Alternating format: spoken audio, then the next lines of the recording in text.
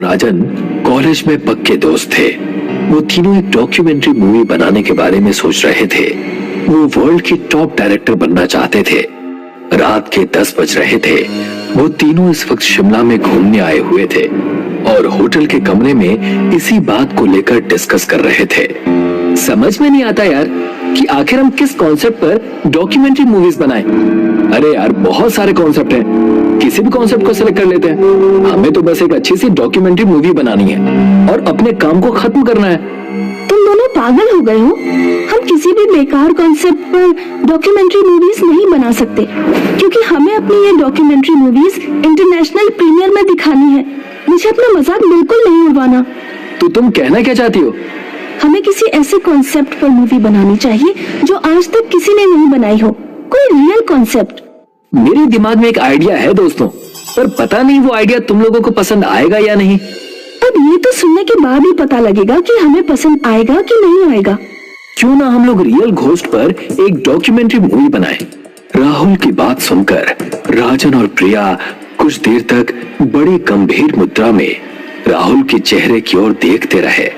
अचानक वो दोनों राहुल का मजाक उड़ाते हुए हंसने लगे। तू पागल हो गया है क्या राहुल? घोस्ट, आत्मा, ये सब फिल्मों में अच्छी लगती हैं यार। तो मैं भी फिल्म बनाने की ही बात कर रहा हूँ। अरे बेवकूफ, ये सिर्फ मनगढ़ंत बातें हैं। हम सब जानते हैं कि फिल्मों में मेकअप करके घोस्ट बनाया जाता है और हमें डराया जाता है। और अब तो VFX का भी इस्तेमाल होने लगा है। ये टेक्निक जब से आई है तब से ये घोस्ट एकदम रियल लगते हैं। यही तो मैं तुम दोनों को समझाना चाहता हूँ। सोचो, अगर हमारे कैमरे में कोई रियल घोस्ट रिकॉर्ड हो जाए तो हम दोनों की किस्मत रातों रात पलट सकती है। और यहाँ से कुछ दूर एक कब्रिस्तान है। कहते हैं कि उस कब्रिस्तान में सिर्फ और सिर्फ लावारिस लाशें ही दफनाई जाती है। उस कब्रिस्तान के बारे में ये बात प्रसिद्ध है कि वहाँ एक डायन रहती है और कहते हैं कि जो भी उस डायन को अपनी आंखों से देख लेता है वो उसे जिंदा नहीं छोड़ती। दोस्तों, मुझे नहीं पता कि इस बात में कितनी सच्चाई है, पर मेरा दिल कहता है कि वहां पर कुछ तो है। वो सब उस कब्रिस्तान पर जाने के लिए राजी हो गए। वो तीनों दोस्त होटल के रूम से बाहर निकल आए। बाहर सर्दी बहुत ज्यादा थी। हाड़ कपा देने वाली ठंडी शीतलहर चल रही थी। हल्की हल्की बर्फबारी भी हो रही थी। वो तीनों एक कार के अंदर बैठ गए। राहुल ने ड्राइविंग सीट संभाल ली और उसने अपनी कार की दिशा उस कब्रिस्तान की ओर कर ली। कुछ ही देर में वो उस कब्रिस्तान में खड़े थे। पता नहीं क्यों उस कब्रिस्तान के भयावता भरे सन्नाटे को देखकर प्रिया के शरीर के रोंगटे खड़े होने लगे। भयंकर सर्दी में उसके माथे पर पसीने की बूंदें टपकने लगी, मगर उसने इस डर को बड़ी सुंदरता से छिपा लिया। राहुल ने तुरंत वीडियो कैमरा निकाल लिया। राहुल अंधेरे में रिकॉर्डिंग करते ही कब्रिस्तान की गेट से होते हुए अंदर चला गया और उसके पीछे पीछे राजन और प्रिया कब्रिस्तान के अंदर चले गए, जहां घना अंधेरा था। मगर तीनों ने उस कब्रिस्तान के अंदर कदम रखा ही था कि तभी राहुल और राजन के कानों में प्रिया के दिल दहला देने वाली चीख टकराई। प्रिया, क्या हुआ तुम्हें? तुम चीखी क्यों? जल्दी से टॉर्च निकाल राजन। राजन ने तुरंत अपनी टॉर्च निकालकर जला दी, मगर उसने देखा कि प्रिया उसके सामने खड़ी हुई उन दोनों को सवालिया नजरों से देख रही थी। तुम चीखी क्यों? मैं तो बिल्कुल नहीं चीखी, बल्कि मैं तो खुद हैरान हूँ कि मुझे मेरी चीख क्यों नहीं सुनाई दी। मुझे लगता है कि यहाँ कुछ तो गड़बड़ है। एक तो हमें यहाँ पर खुद लेकर आया और ऊपर से अब बोल रहा है कि कुछ गड़बड़ है। तू सिर्फ रिकॉर्डिंग कर। अपने दोस्तों के कहने पर राहुल कब्रिस्तान के अंधेरे में शूट करने लगा।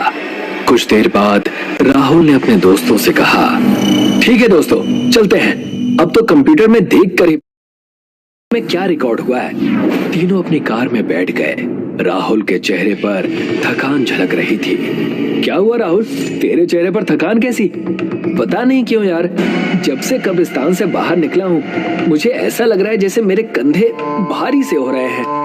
कुछ ऐसा ही मुझे भी महसूस हो रहा है यार, लेकिन मैंने तुझे इसलिए नहीं बताया कि कहीं तो मेरी बात का मजाक ना उड़ाए। प्रिया, क्या तुम्हें भी ऐसा महसूस हो रहा है? मुझे ऐसा कुछ भी महसूस नहीं हो रहा। राहुल ने तेजी से कार अपने होटल की ओर दौड़ा दी। होटल के रूम में पहुंचकर राहुल अपने लैपटॉप से अपने कैमरे पर की हुई रिकॉर्डिंग देखने लगा। अचानक राहुल के मुंह से दर्द की वजह से हल्की सी चीख निकल गई। क्या हुआ? पता नहीं यार, बहुत सा बोझ महसूस हो रहा है, मानो किसी ने बहुत सारा वेट मेरे कंधों पर रख दिया है। अजीब बात है, कार के अंदर मुझे भी ऐसा ही महसूस हो रहा था, लेकिन अब मुझे बिल्कुल सही महसूस हो रहा है। टेंशन मत ले, मेरे पास पैरासिटामोल रखी हुई है, उसे खाकर सो जाना, तुझे आराम मिल जाएगा।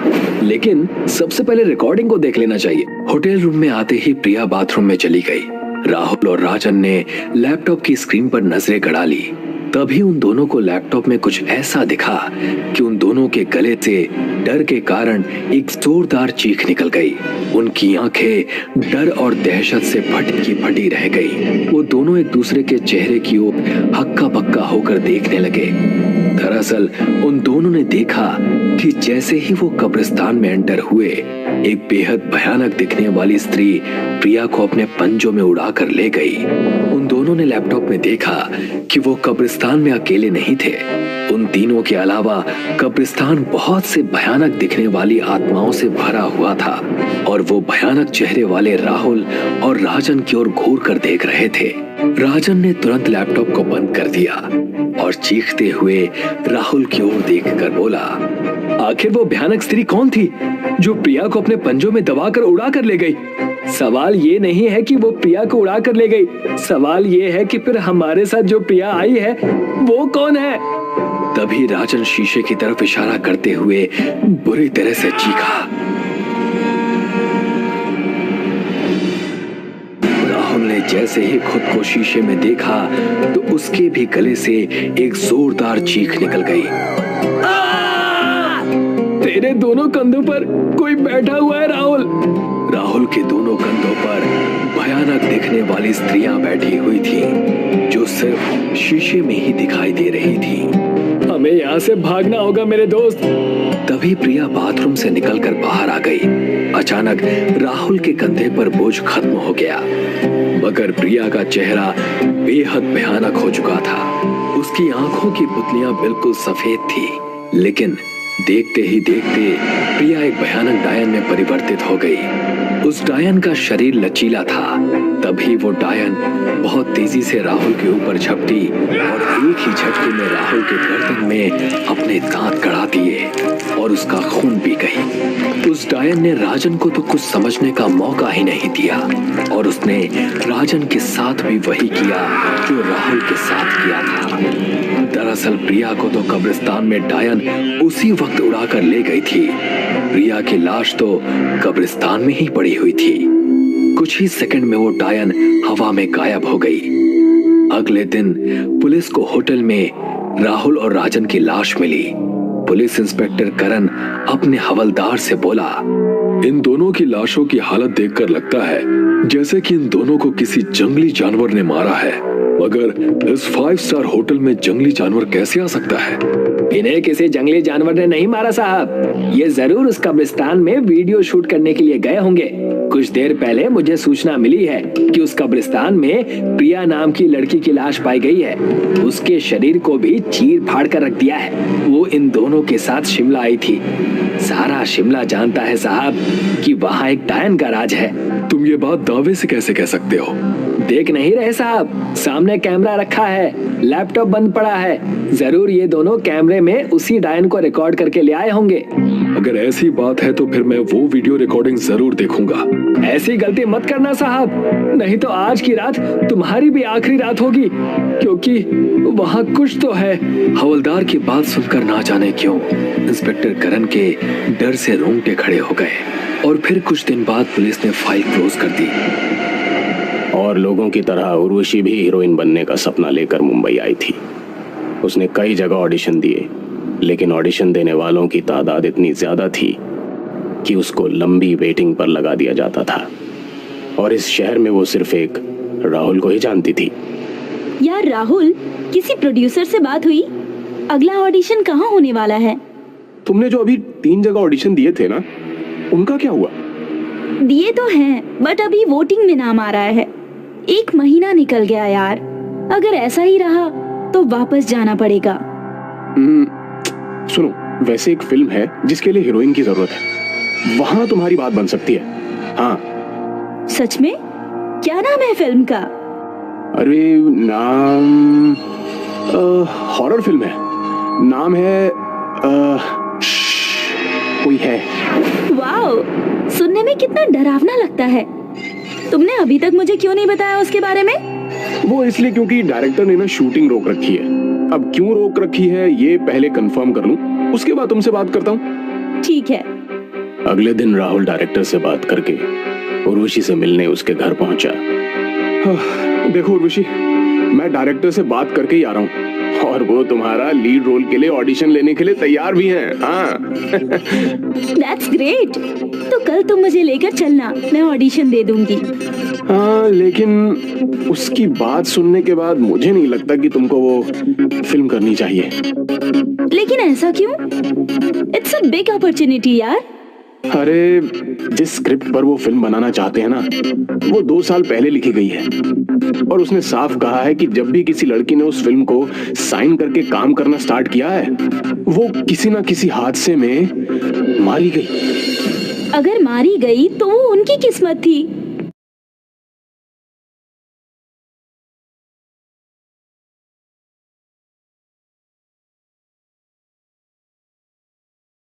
काम करना स्टार्ट किया है, वो किसी ना किसी हादसे में मारी गई।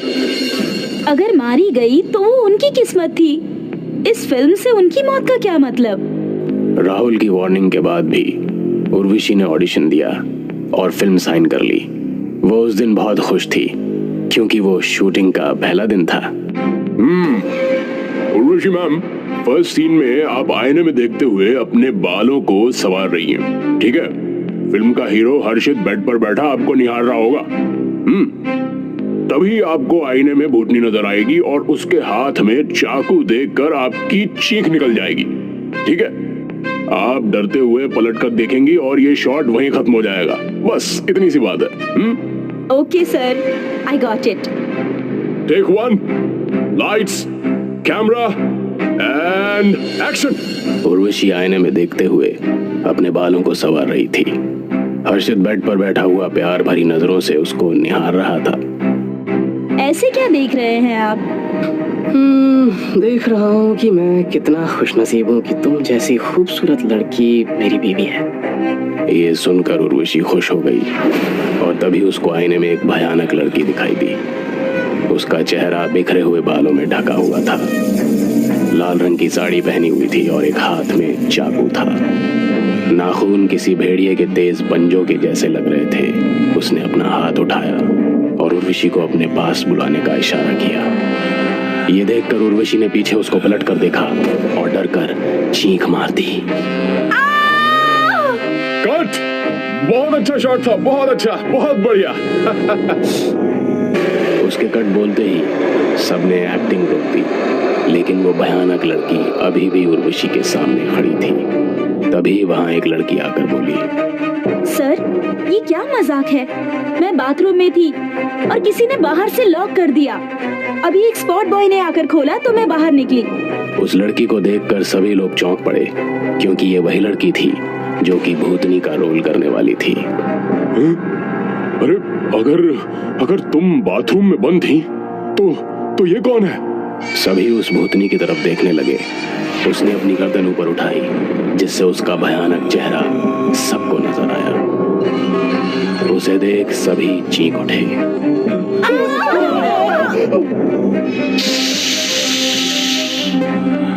कोई है। वो ठीक उर्वशी के सामने थी। उर्वशी की धड़कनें मानो थम सी गई थी और वो खौफ से भरी निगाहों से उसको देख रही थी। भूल गए मुझे, मैं विशाखा।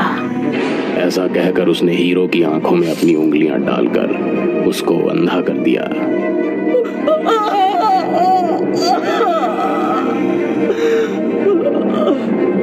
ये देखकर सभी डर गए।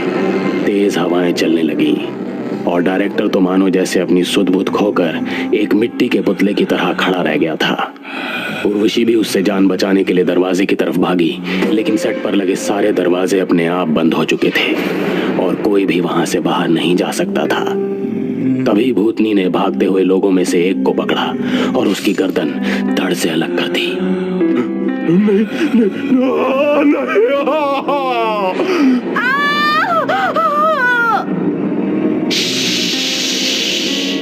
कोई है। उर्वशी इस टाइम बहुत ज्यादा डरी हुई थी। उसने सोचा भी नहीं था कि शूटिंग का पहला दिन उसके लिए इतना भयानक होगा। डायरेक्टर साहब, जरा पास तो आओ। कहाँ डरे डरे से खड़े हो? बचाओ बचाओ बचाओ। चिल्लाते हुए डायरेक्टर एक कमरे की तरफ भाग गया जिसमें कोई नहीं था। उर्वशी भी डरती हुई उससे छिपने की कोशिश कर रही थी। कौन हो तुम? क्यों सबको मार रही हो? हमने तुम्हारा क्या बिगाड़ा है? जानना चाहती हो मैं कौन हूँ? तो सुनो, मेरा नाम विशाखा है। 2 साल पहले मैं भी अपनी आंखों में एक्ट्रेस बनने का सपना लिए मुंबई आई थी। इस फिल्म के डायरेक्टर ने मुझे लीड रोल के लिए साइन कर लिया। शूटिंग शुरू होने ही वाली थी। फिर अचानक इस हर्षित ने कहा कि मैं लीड रोल के लिए ठीक नहीं हूँ। मेरी जगह अपनी किसी फ्रेंड को वो रोल करने के लिए कहने लगा। इस डायरेक्टर ने भी इसकी बात फौरन मान ली और मुझे साइड कर दिया। मुझे वो गम बर्दाश्त नहीं हो सका।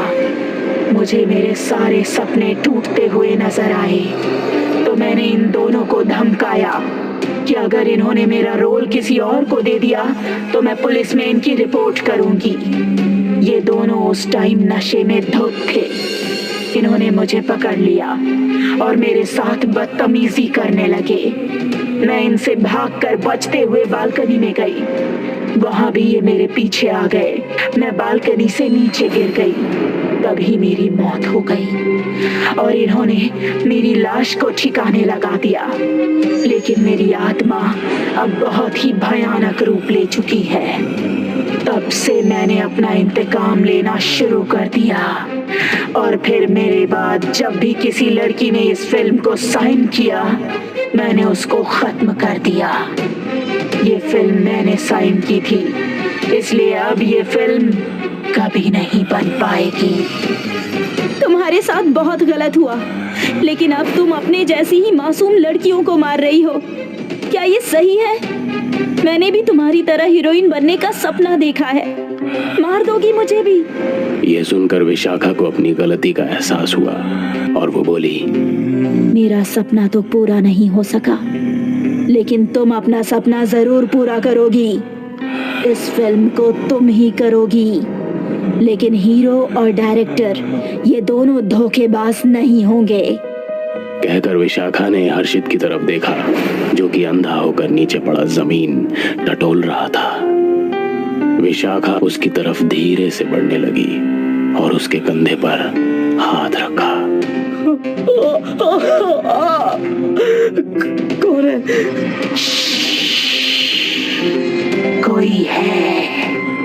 ऐसा कहकर उसने एक पंजा हर्षित के पेट में ऐसा मारा कि उसकी आंतड़ियां बाहर निकल आईं और मुंह से खून निकल पड़ा।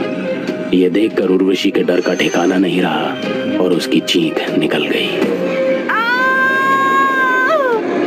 अब विशाखा उस कमरे में गई जहां डायरेक्टर छिपा बैठा था। वो उसके ठीक पीछे थी। हे भगवान मुझे बचा ले, हे भगवान। कोई है।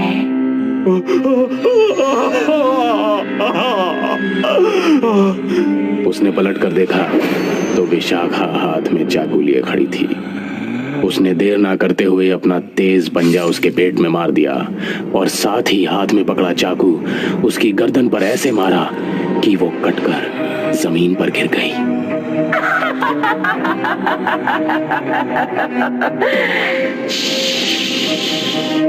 कोई है।